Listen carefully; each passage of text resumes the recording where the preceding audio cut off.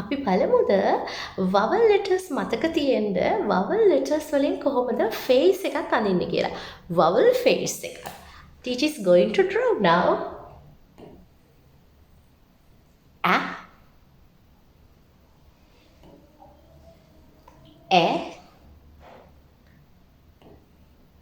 E, O, R. Look at this. A face. Now I'm going to draw hair, eyebrows, and I'm going to make the face beautiful. මූණ ලස්සන කරන්නයි යන්නේ. I'll take blue.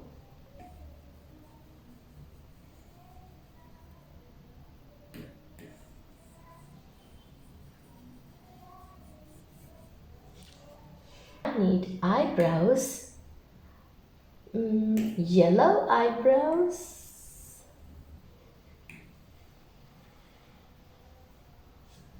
It's your vowel face. දැන් හරි ලේසි vowels ටික මතක තියාගන්න. A එක හැක් අනිත් හැ. E nose E mouth O face A.